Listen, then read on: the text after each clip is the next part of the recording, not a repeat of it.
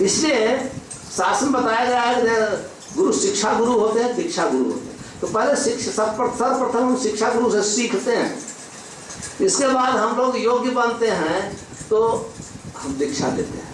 दीक्षा एक कमिटमेंट है जीवन में। तो जब हम दीक्षा लेते हैं तो वहां भजन क्रिया, तभी भजन प्रारंभ होता है। उनके आदेश से ये सेवा करिए, ये सेवा करिए, ये करिए, तभी अनर्थ की निवृत्ति होती है। तभी इसलिए भक्ति वास्तव में बहुत सरल है। मैं हमेशा कहा करता हूँ, भक्ति प्रारंभ करना बहुत आसान है, सरल है। भक्ति पूरा करना लोहे का चना चबाना है। हम सभी लोग यहाँ भक्ति के प्राथमिक विद्यार्थी हैं। कोई विद्यार्थी हुए हैं, कोई नहीं भी हुए हैं। कोई एडमिशन लिए हैं, कोई एडमिशन लेने का अर्थ, कोई दीक्षा लिए हैं, कोई अभी दीक्षा लेने की तैयारी में होंगे, कोई सोच रहे हैं। तो इसलिए जब तक हम लोग इतने सीरियस गंभीर नहीं होते हैं तब तक ये भक्ति आसानी से नहीं मिलती है। कहते हैं कि मद भाव में आगता, मेरे साथ प्रेम प्राप्त करना आसान नहीं है। इसलिए एक बहुत कुशल मार्गदर्शक, एक कुशल श्री गुरुदेव की आवश्यकता होती है, जिनके मार्ग आशीर्वाद से, जिनके ट्रेनिंग से, जिनके गाइडेंस से हमारी भक्ति सरलता पूर्वक चलती है। भक्ति सरलता पूर्वक चलती है, लेकिन एक सदगुरु के मार्गदर्शन में भक्ति बहुत ही सरल हो जाती है। कब सरल होती है? जब हम सदगुरु के मार्गदर्शन में अपना जीवन बिताते हैं। नहीं तो भक्ति बहुत कठिन है। जैसे कहा कि अनाथ भाई अनासंग गई अलाभ्या सुचिरा तक, सुचिरा का तो बहुत समय, और संसार में दूसरा कुछ आसान है। ज्ञानता सुलभ मुक्ति भुक्ति यज्ञ आदि कर्मता। कहते हैं कि मुक्ति तो बहुत आसान है, ज्ञानी व्यक्ति भी मुक्ति पद को प्राप्त कर लेता है। भुक्ति यज्ञ आदि कर्म, शास्त्र में वर्णन है कि भोग, ये संसार भौतिक पृथ्वी पर क्या भोग है? यहाँ भोग करने के लिए खून का पसीना निकालना पड़ता है, यहाँ भोग नहीं है।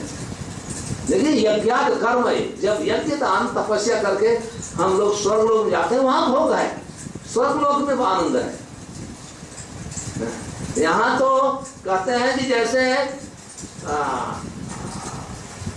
अपर्ग वर्तमनी पवर्ग वर्तमनी, कहते हैं कि जैसे इतना परिश्रम करना पड़ेगा कि मुंह से घोड़े जैसे तारा खींचते हैं, फेन निकलता है।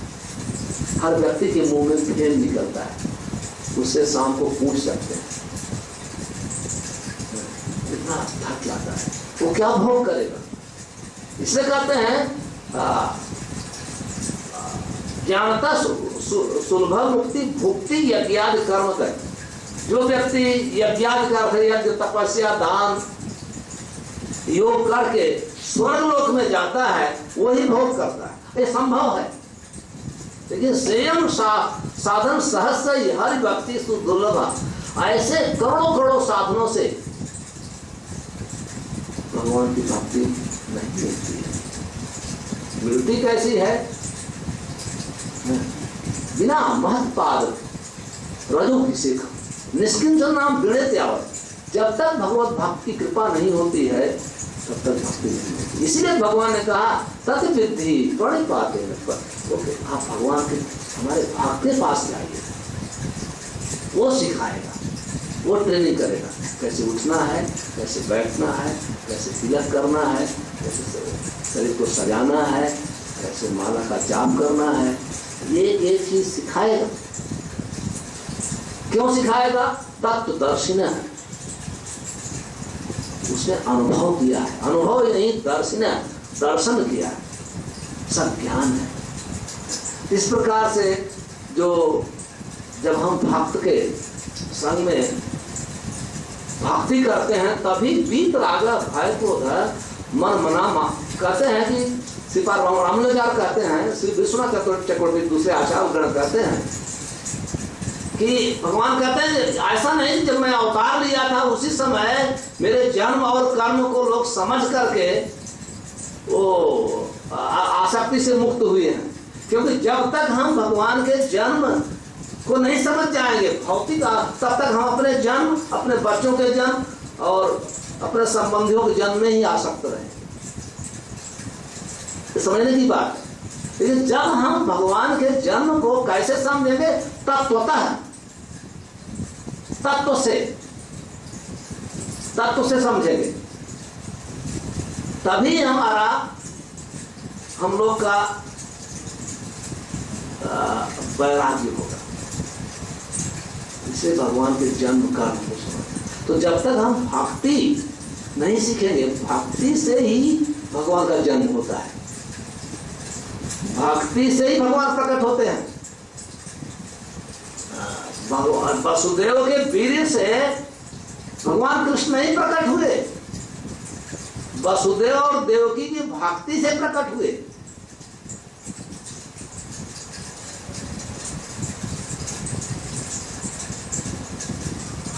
इसलिए उनके जन्म को दिव्य कहा गया।